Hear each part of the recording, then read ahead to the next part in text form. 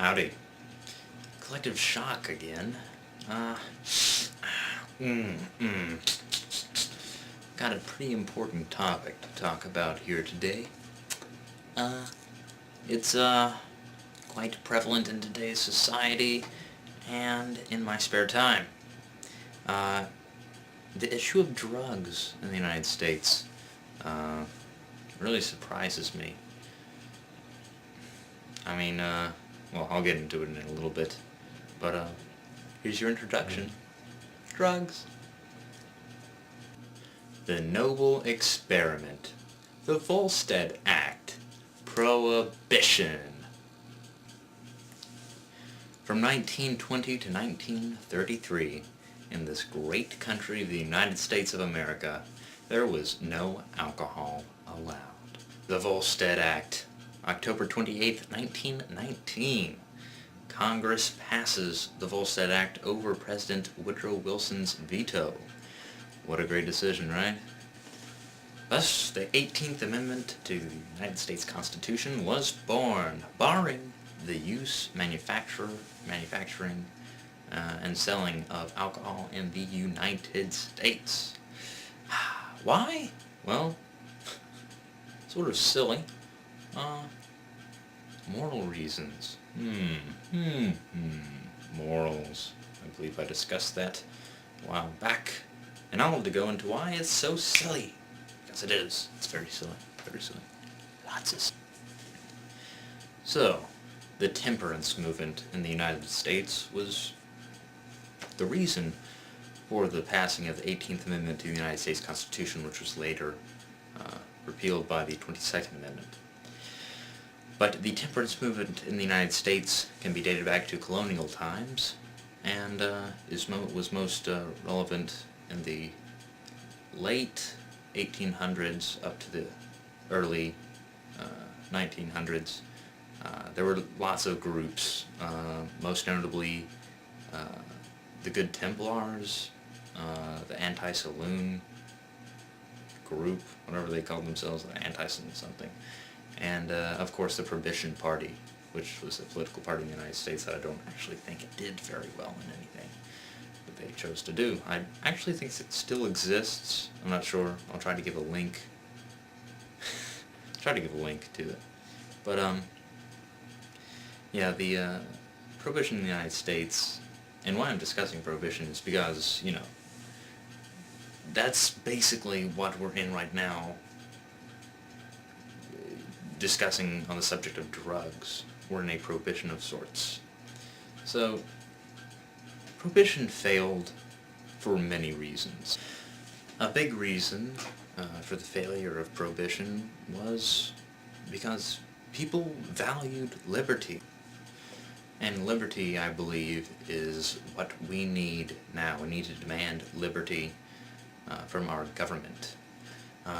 All these conservatives here say, well, you know, we're all for small government here, but, you know, we should crack down on drug use, and, you know, like the Amazing Atheist once said in one of his videos, conservatives, you ask them if they're small government, and they say, yeah, we're small government. You say, well, do you think we should increase the police force? Like, yeah.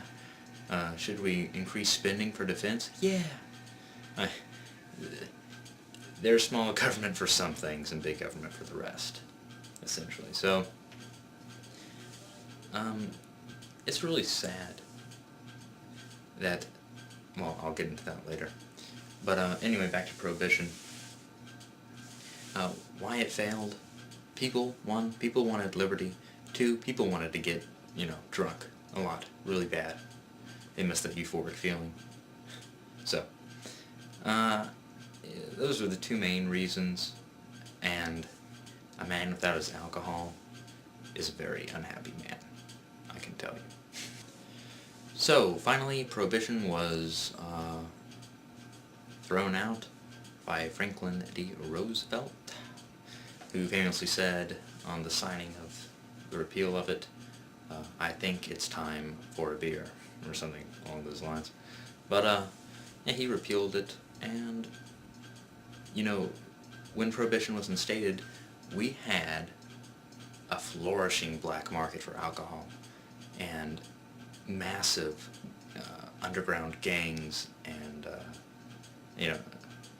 organized crime fighting for power to sell this alcohol to people, which is much like today in respect to drugs. So today we have a vast underground network for selling drugs, and we have a vast gang wars, much like those in the 1920s and 30s. You following? Yes. People themselves illegally manufacture the said substance that is outlawed. Alright? Our liberties being violated. Plain and simple. The only real liberty that can ever exist in this country. The only way to solve this problem is to legalize, regulate, hell, nationalize. You could make if these big government guys want to, it's fine with me. Make a national drug corporation. You can go ahead, make one. I don't care, privatize it. I don't care. But the United States can regulate the drugs. The United States can regulate it and make sure that the quantity in a single pill, whatever medium they choose to sell it in, a cigarette, whatever, they can make sure that that quantity is not going to kill you. They can totally legalize it and regulate it. And you know what? Well, I don't actually remember the statistics here, but we have like an outrageous percent of the world's jail population. An outrageous percent of that population were charged with carrying drugs. When has it ever been the United States government job to tell us what to do with our bodies? That is not their job. It is not right for them to tell us what we can and cannot do with our bodies. That's why Prohibition, that's the main reason why Prohibition failed.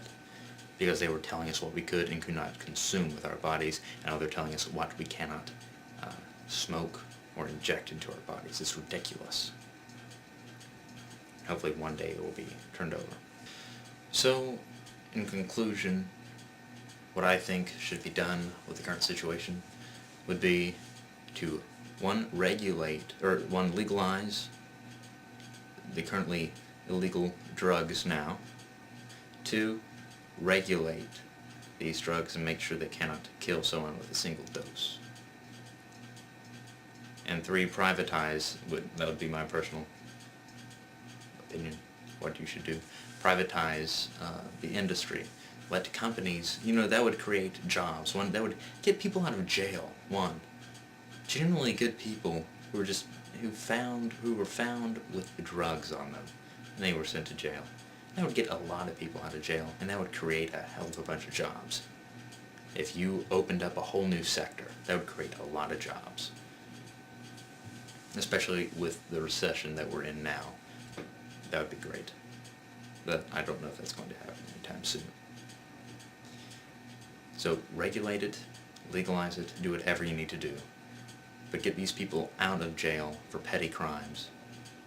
And let us do what we want with ourselves.